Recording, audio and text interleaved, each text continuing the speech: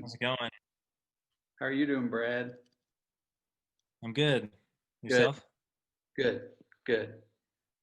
I'll give an introduction to you since I'll send this out to people.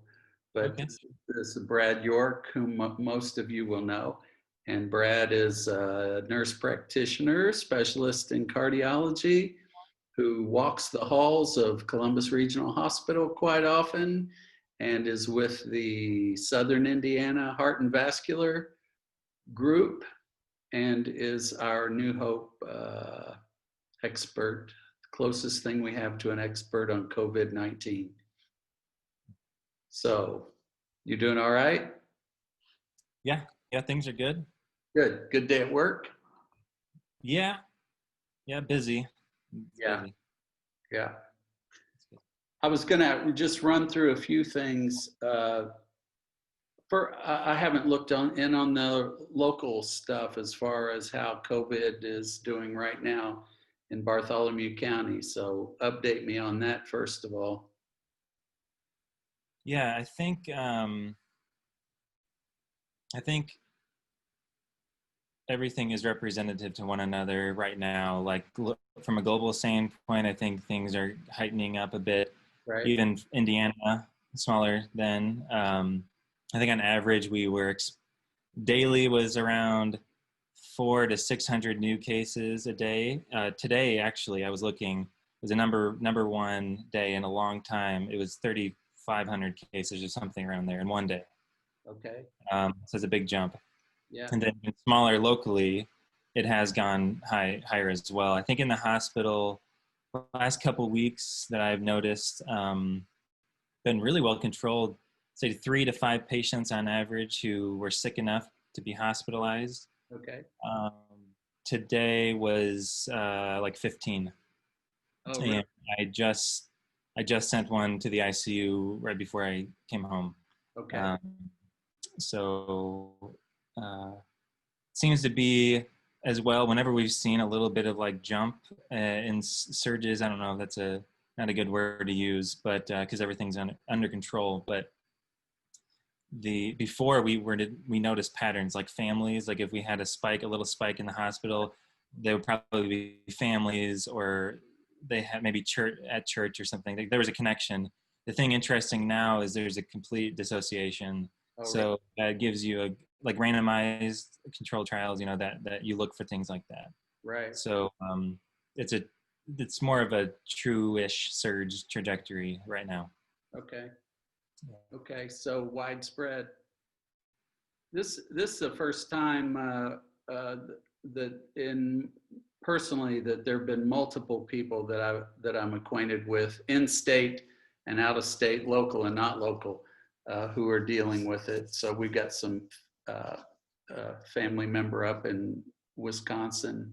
Well, several people in their family dealing with it, and then of course in church we've got a few people dealing with it. So you're probably treating some of those, but you can't tell me, or we'll have to revoke you. Right. Yeah. Um, But that is going well. I've gotten some phone calls and it's worked out well. good. It's worked Good. out. Oh, good. From church Yes, people. gotten Good. some phone call. We've been able to. Mostly it was like questions on what what to do now, what to look for. So we just talk about some basic things. I spend plenty of time. I'll stay on the phone until all questions are answered, and then encourage them to follow up with me too if there's any further questions. Good. So And it that's is.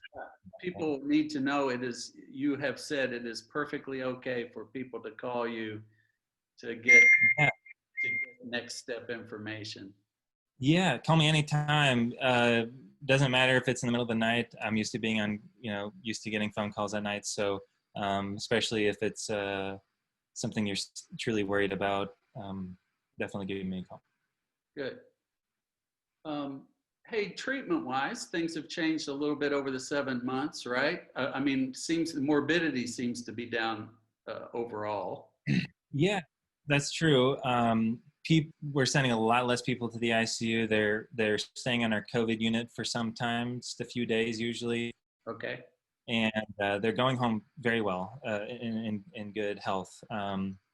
Treatment is kind of interesting. As trials started rolling out, they wanted to, pharmaceutical companies wanted to say, is there anything that we have right now that could help? And one of the first things that got the big buzz was the hydroxychloroquine, Right. the malaria drug. And it was used a lot. It's dropped out of favor a bit, at least at the hospital here, especially since we enrolled with a Mayo Clinic to give convalescent plasma, Okay. which that's an old thing, done that many years. But the premise of it is someone who's been exposed, had COVID, has recovered. We would take a sample of their blood, who have antibodies. We would contain it and then give it through plasma to someone who has COVID to help fight it off. And it seemed like at first may have been helpful, but now I think the trend is people are going home more often than not, and in a lot better shape Okay. by the time. And then other things like remdesivir, it's an antiviral medication. Right. It, the best way to think about it is like for the flu. I know it's been compared to the flu a lot, but the Tamiflu to Right. help reduce symptoms. This is similar. I think on average it can cut down days of symptoms by like 3 days on average. I think some studies have reported. Okay. And there's a couple other smaller ones, but that's what we use at the hospital mostly, and people do really well with it. And then steroids is another big thing. Right. We give people steroids with anti-inflammatory, and it's an inflammatory problem a lot of times. Right. So that seems to help too. Cool. I didn't mean to get too technical until like a vaccine comes out to help with that. But. Right. Right. That's good. That's good information. Hey, the best thing we can do is still masks and social distance, right? Yeah, that's what we found to be helpful. I think it could save transmitting to someone who may not do well with it. Yeah. Like we know, high risk population being older people, people who are pregnant or immunocompromised, like they're going through chemotherapy, and you may not know if someone's going through chemo, and if you're not wearing your mask and you have COVID, but you don't know it because you don't have symptoms, which is something that's kind of scary with this. It could be unintentionally transmitted to someone who may suffer the consequences. So I think primary transmission being respiratory, mask seems, it's not foolproof, nothing's foolproof, but it may save someone's life. So I think it's a good thing if people are going to do it. Okay. Any other things you want to tell us? Don't give up hope. This will go away, Yeah. and I think we're doing really well locally. Even though there's a little bit of a surge, completely under control. We can have good plans, and I think as we're getting into the season where it's cooler and people are getting close together, just keep an eye out for one another, and try not to get lax with it. But it'll go away, and we'll be back to a normal before too long. So I'll hug you soon. yes. We're looking forward to that. That was the number one thing I missed out on. All right. That's funny. All right. Well, I really do appreciate you doing this, and I'm aware that a few people have checked in with you, and I think that's good. I do encourage any New Hope people that, especially if they've been around it, or if they feel like they have it, or especially if they find out they have it, contact Brad, because Brad's not going to give you away.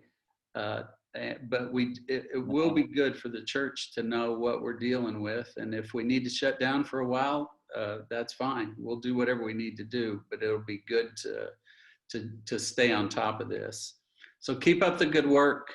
We love you and what you're doing, and it's obvious you didn't go into your specialty knowing that within a couple of years of becoming a nurse practitioner, you'd be dealing with this thing, did you? Yeah, if you had told me that I would have experienced some of the situations I have had experience. I would have told you you're crazy, but learned a lot, and there's a lot of good people I work with who've really helped me along the way, and I think I've helped some people out. So I think that's the point. I'm sure you have. Well, thanks a lot. And I'll let you get back to your beautiful family. Okay. All right. Thanks, John. Yeah, Have a thanks, Brad.